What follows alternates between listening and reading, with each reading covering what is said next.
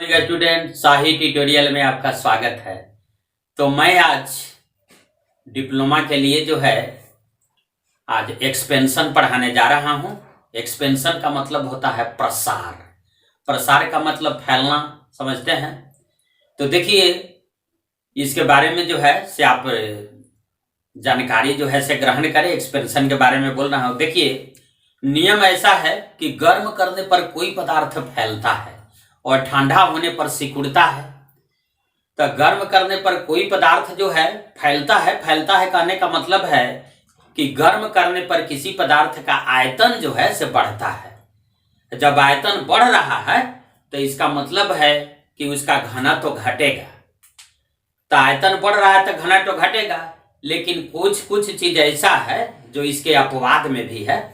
जैसे मान लिया कि इसके अपवाद में क्या आता है कि गर्म करने पर तो हम कह रहे हैं कि कोई पदार्थ फैलता है और ठंडा होने पर सिकुड़ता है, लेकिन बर्फ, ढालवा लोहा इसके अपवाद में है।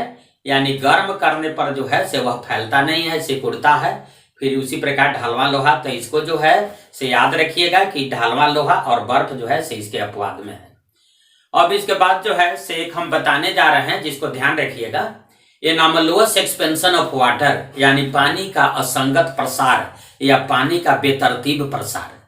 देखिए आप समझिए, नोट कीजिए कि 4 डिग्री सेंटीग्रेड पर पानी का आयतन जो है से न्यूनतम होता है।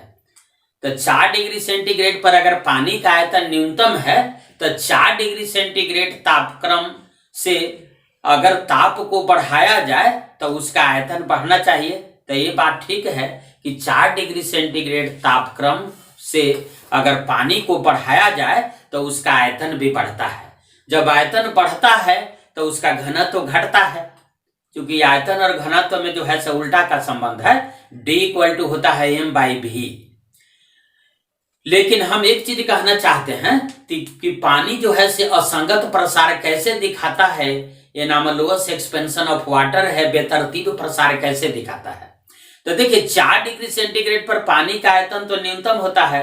तो अगर ताप को 4 डिग्री सेंटीग्रेड से कम किया जाए, जैसे 3 कर दिया जाए, 2 कर दिया जाए, 1 कर दिया जाए, इस तरह से 4 से कम अगर तापक्रम को किया जाए तो उसका आयतन भी जो है से घटना चाहिए था। लेकिन इस स्थिति में भी जो है से पानी का आयतन जो है से बढ़ता है। तो आयतन जो है से जब बढ़ रहा है तो डेंसिटी जो है से आपका क्या हो रहा है, घट रहा है। तो इस तरह से जो है से पानी का जो है से एक स्पेशल एक्सपेंशन होता है जिसे आपको समझना है।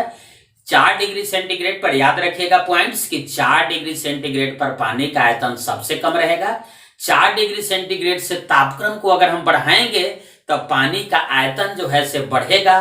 और 4 डिग्री सेंटीग्रेड तापक्रम से अगर तापक्रम को हम घटाएंगे फिर भी पानी का आयतन जो है से बढ़ता है। यानी 4 से बढ़ाने पर भी बढ़ता है और 4 से घटाने पर भी क्या होता है, बढ़ता है।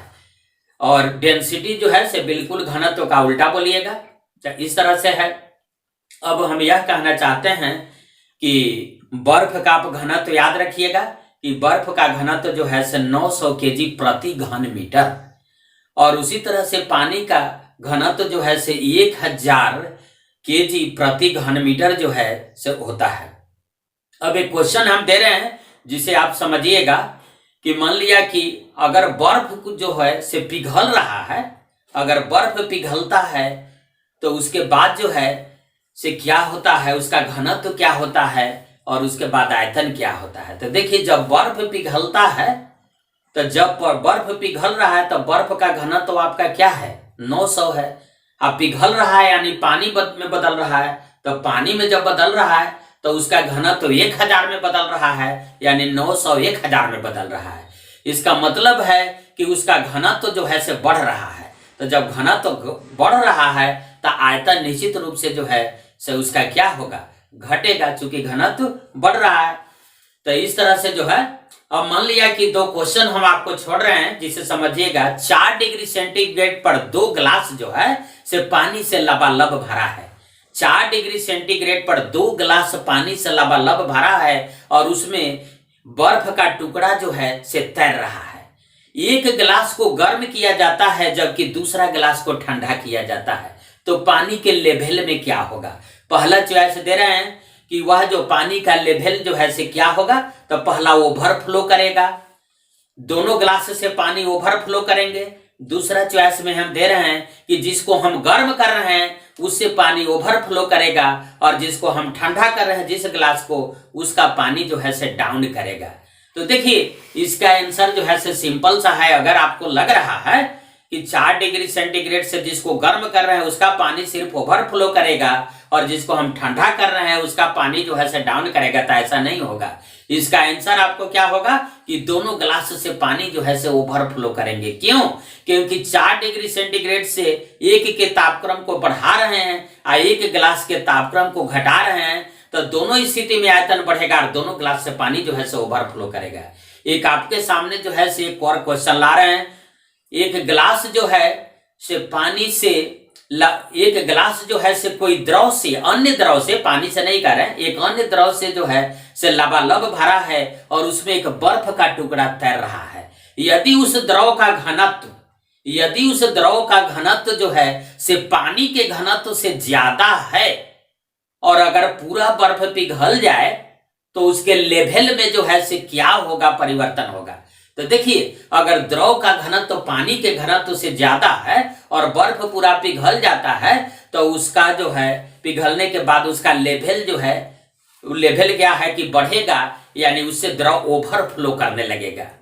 एक तीसरा क्वेश्चन दे रहे हैं आप कि एक ग्लास है जो पानी एक द्रव से लबालब भरा है और उस द्रव का घनत्व जो है से पानी के घनत्व से कम है और उसमें एक बर्फ का टुकड़ा जो है से तैर रहा है। अगर पूरा बर्फ पिघल जाए तो क्या होगा, इसके बारे में जो है से आपको बताना है। तो देखिए अगर द्रव का घनत्व पानी के घनत्व से कम है तो बर्फ जब पिघलेगा तो उसका लेवल और डाउन करेगा, इस तरह से है। और मान लिया कि अगर वह द्रव के जगह पर अगर पानी है, ग्लास में पानी है और इसके बाद जो है से उसमें एक बर्फ का टुकड़ा तैर रहा है, वह लबालब भरा है, अगर पूरा बर्फ पिघल जाए तब क्या होगा। तो अगर पानी है तो उसके तल में जो है लेवल में कोई परिवर्तन नहीं होगा, उसका लेवल ज्यों का त्यों जो है से बना रहेगा, जो इंपॉर्टेंट आपका क्वेश्चन है। तो इस तरह से जो है से इस सारे क्वेश्चन को आप ध्यान रखिएगा। अच्छा, घनत्व तो D बराबर होता है m/v, तो घनत्व का मात्रक क्या आ जाएगा, तो SI मात्रक आपका आ जाएगा किलोग्राम प्रति घन मीटर। CGS मात्रक क्या आ जाएगा, तो CGS मात्रक आपका आ जाएगा ग्राम प्रति घन सेंटीमीटर। अब देखिए एक्सपेंशन जो है से 3 प्रकार का होता है। एक होता है लीनियर एक्सपेंशन, एक होता है क्या आपका सुपरफिशियल एक्सपेंशन या एरियल एक्सपेंशन, एक होता है वॉल्यूम एक्सपेंशन या क्यूबिकल एक्सपेंशन। चलिए इसको हिंदी में हम लोग समझते हैं। एक होता है एक्सपेंशन का मतलब प्रसार, आप समझिए फैलना। तो मान लिया कि किसी पदार्थ को आप गर्म कर रहे हैं, तो किसी पदार्थ को गर्म कर रहे हैं, उसके लंबाई में अगर प्रसार हो रहा है तो उसको कहा जाता है रेखीय प्रसार, यानी लीनियर एक्सपेंशन। अगर किसी पदार्थ को हम हीट कर रहे हैं और उसके क्षेत्रफल में परिवर्तन हो रहा है तो उसको हम कहते हैं क्षेत्रीय प्रसार, यानी सुपरफिशियल एक्सपेंशन या एरियल एक्सपेंशन। अगर किसी पदार्थ को हम हीट कर रहे हैं और उसके आयतन में जो है से परिवर्तन हो रहा है, उसका आयतन बढ़ रहा है, तो उसको हम कहते हैं वॉल्यूम एक्सपेंशन या क्यूबिकल एक्सपेंशन।